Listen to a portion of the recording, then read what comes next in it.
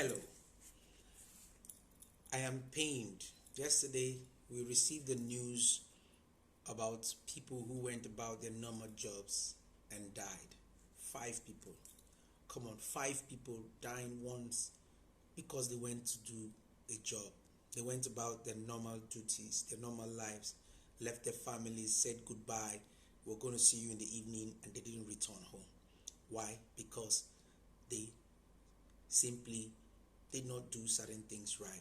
And the people who sent them to do this job didn't put certain things in place.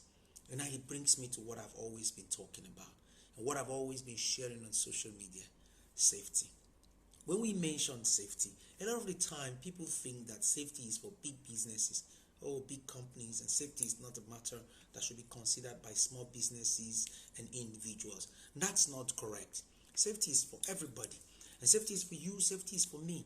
And if this man who understood simple safety, they probably would have been alive today. Somebody would say, no, it's God, it's an act of God, it's a disaster, or it's a village people. Let me tell you something. The Bible says that the wise man sees danger and hides himself, but the foolish man passes on and is punished. And it's on that basis I'm going to be talking today about the importance of a risk assessment in everything that you do. If you do a job, if you're a workman, if you are a small business owner, or you work in an organization, you must understand how to carry out a risk assessment. Now, what is a risk assessment? A risk assessment is simply a process that you identify potential hazards. What is a hazard? A hazard is anything that have the ability to cause harm. What can harm you in doing your job?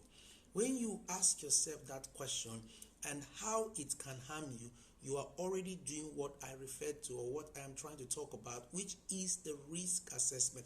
Now, risk assessment is not a common, is not an uncommon term. It's common in the financial industries, in every industry. But today, our emphasis is on health, safety, and environmental risk assessment. And so, I want you to sit back. Do not go anywhere. Listen carefully to this video, because you might be saving your life or the life of your young ones. Now, let us look at the incident that happened, which I believe was very avoidable. Now, let us ask ourselves, how could they have done a risk assessment? Now, a simple thing that could have happened is by asking ourselves the question, what could have gone wrong? What can happen while we're doing this job?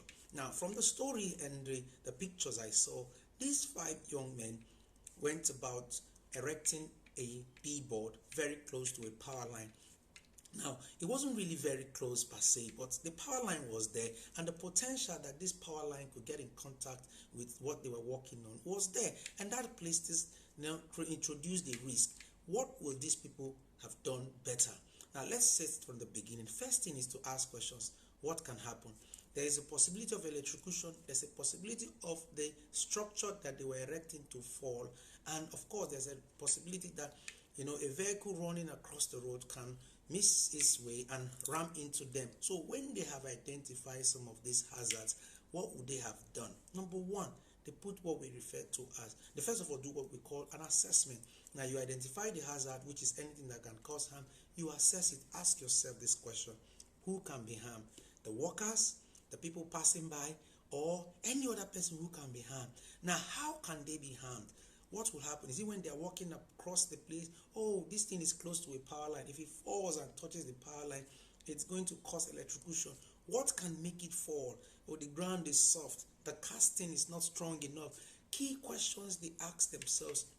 And by the time they ask themselves that question, then they can quantify the risk. When you have identified the hazard, assessed the hazard, the next thing is to ask yourself, how do I prevent this from happening? How do I stop this billboard from touching this electric cable? How do I stop this billboard from falling? How do I protect myself in case a vehicle passing on the road fails its brake and rams into us while we are walking? That is where the control comes in. Number one, they could as well have simply kept a safe distance from the pole, a safe distance from the electric pole. That is number one. Number two, ensure that that billboard was so firmly erected that it cannot fall. In this case, while people are up, they could have braced it. braced it, and after the job you can now remove the braces so that it does not fall. Then you can also barricade the place where you are walking to make sure that people or a vehicle that fails the brake will not get in contact with the people. Then what about wearing protective equipment like hand gloves, rubber hand gloves, so that when that kind of thing happens, the impact on the human being becomes low.